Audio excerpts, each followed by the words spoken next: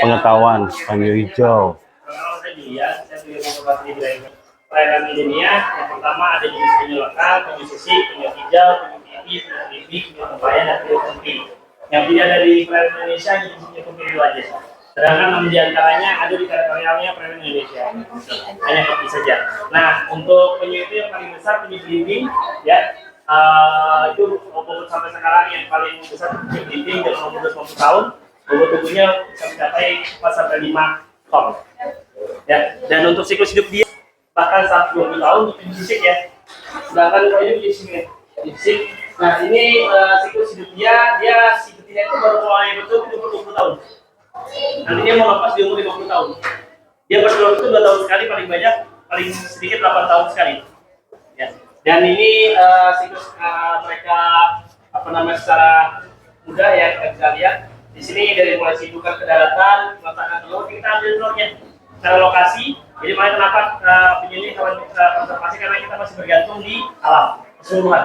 Ya, jadi kita ambil telurnya, kita tetaskan di sini, terus nanti kita pelihara sementara waktu sampai minimal di umur 1 sampai 2 bulan. Setelah itu akan kita lepas liarkan lagi setelah sudah cukup baik.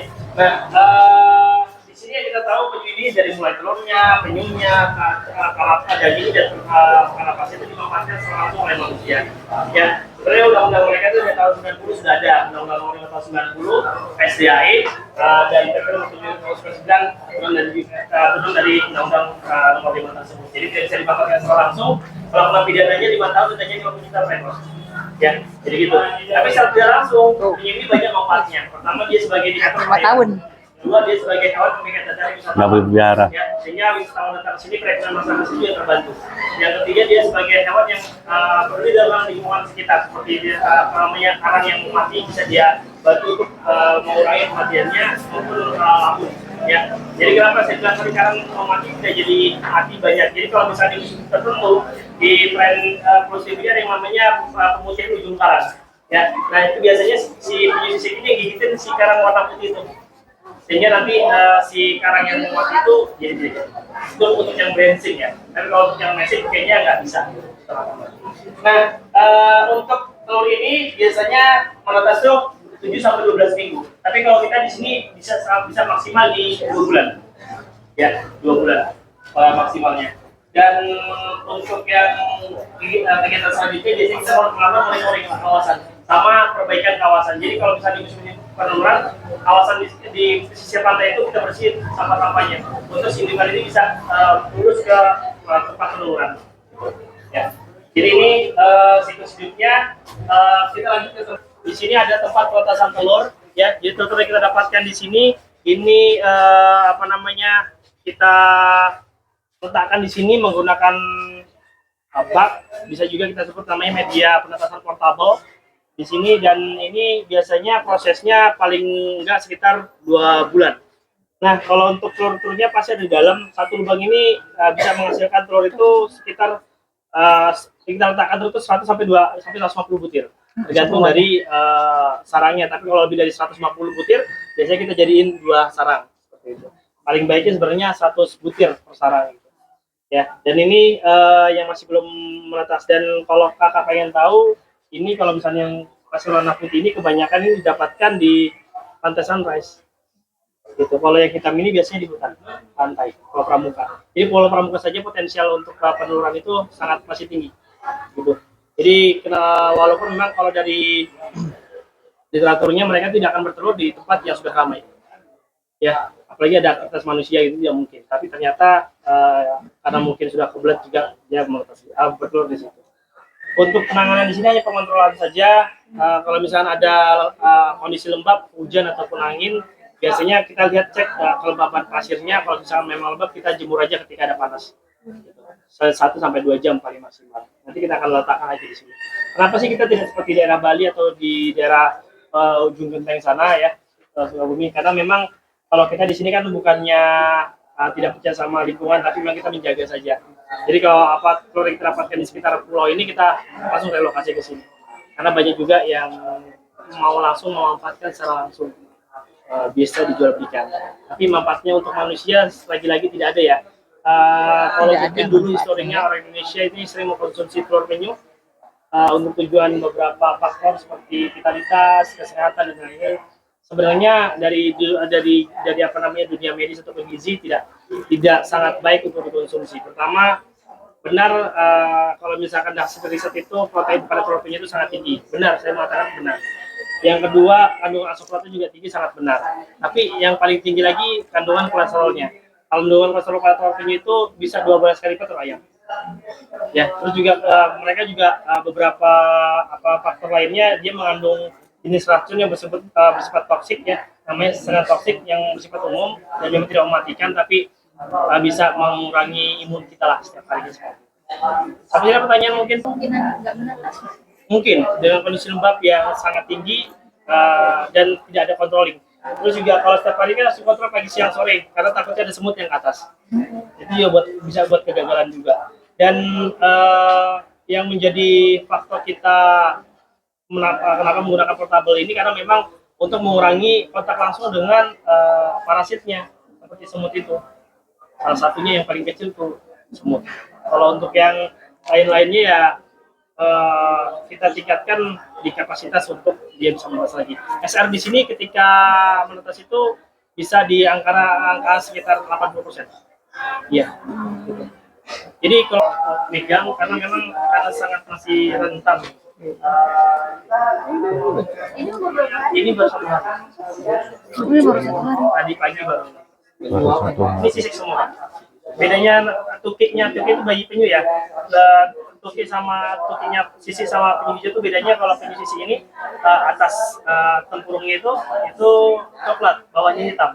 Kalau dadanya hitam ya. Kalau misalkan penyu hijau itu dadanya itu putih susu, atasnya itu hitam. Oke. Yang di sini dibesarkan sampai umur 2 bulan. Nah, ada pun yang umurnya agak besar, ini 1 tahun dan 2 tahun, kita simpan sementara waktu untuk yang dan penelitian. Penyu 1 tahun. Kita, tapi untuk pembanding kita ketika melakukan monitoring. Jadi kita selalu melakukan monitoring 1 bulan itu 4 kali. Kita lihat potensi yang paling banyak itu jenis ukuran seperti apa. Jadi kita buat kembali. Nah, di sini umurnya ada sekitar baru 4 hari, di sini ada sekitar 6 hari. Ya, 1 minggu hampir 9 hari. 1 minggu. Umur 2 bulan. Dia tidak kanibalis. Kalau misalkan airnya bersih, dia juga biasa sekali penyakit. Untuk air yang digunakan air laut, ya. Terus pembersihan wadahnya dilakukan setelah pemberian pakan. Karena dia biasanya setelah makan cukup. Nah, kalau misalkan tidak harus dibersihkan, biasanya terserah penyakit jamur, bakteri dan lainnya. Sampai sini ada pertanyaan mungkin?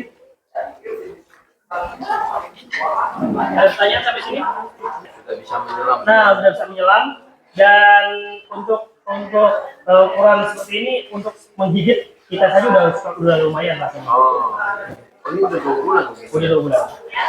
Dapat juga ya? Tergantung pemberian pakan sama kondisi. Nyerang. Ada gigi ya? Ada, dia paru dia. Gigit. Mau gigit. Merasa menyerang. Ini salah satu protek diri dia ketika ada predator di alam. Gitu. Yang kedua seperti ini. Tuh, diam langsung. Dia langsung protek diri dia. Dia nggak mungkin menyerang, tapi ketika ada predator dia langsung berkamuflase seperti daun. Oh gitu. Iya. Nah, kalau misalnya tadi saya bilang kantongnya bisa masuk nggak? Ya nggak bisa masuk. Nggak ada ruang kosong di sini. Makanya kalau bisa dia mau berkamuflase dia cuma melepatkan gitu dong bagian ini. Gitu. Pernah digigit, Pak? Saya sering digigit. Karena dia hewan buas, makanya kalau misalnya pertanyaan, ini kan 5 tahun, bagaimana nanti ada problem nggak di rilis pun, bahkan ada yang di atas lebih dari ini, ada yang umur 12 tahun di waktu itu ketika dilepas sudah nggak balik lagi. Gitu, udah langsung kalau lepas aja. Nah, ini ada yang betina, ada yang jantan, yang betinanya 3, jantannya juga 3. Bedanya apa, Pak? Bedanya kalau dari bentuknya. Kalau misalnya dia betina seperti ini, dari mulai pundak sini, mereka nih ke samping itu membundar, itu betina. Terus ujung belakangnya rapat, gitu. Ya, bentuk kayak U gitu. Nah, kalau misalnya jantan seperti ini, agak ramping, bagian dari pundak ke pinggangnya, terus ke belakangnya agak runcing. Hmm. Kalau untuk sudah karapas, kalau sudah usia matang dulu atau usia siap kawin, biasanya pangkal ekornya itu agak lebih besar dan meruncing dan panjang kalau untuk jantan. Kalau betina itu agak lebih pendek ekornya dan pangkalnya memang agak besar, tapi dia tidak tidak panjang pendek. Jadi biasanya di umur 20 tahun atas. Mas tahu nih. Haksbil atau baru, karena barunya seperti burung paruh bengkok. Iya, iya. Kalau sekarang untuk kita udah apa udah nggak begitu terlalu dekat, maksudnya nggak merasa kayak ada. Kita dulu pernah punya icon, mungkin kalau dulu pernah ada wisata tahun 2017 sampai tahun 2019 di sini, pasti tiketnya saya masih ajak dapat habituasi penyu yang ada di laut. Nama kita punya penyu namanya Joe, karena dia dari penyu hijau itu sangat jinak dan sangat nurut gitu. Setelah dilepas itu, dari sekarang saya udah nggak mau kontak-kontak lagi gitu. Oh. Dia kanibal. Sekarang siang makan siang lagi. Iya, kalau siang dia kasih padang. Kalau dari corak warna aslinya sebenarnya penyu ini gelap ya, dari terang. Kalau dari dasarnya, tapi memang corak yang dominan itu mempengaruhi dari pigmennya juga. Dulu kita punya penyu yang kuning banget. Warna corak hitamnya sedikit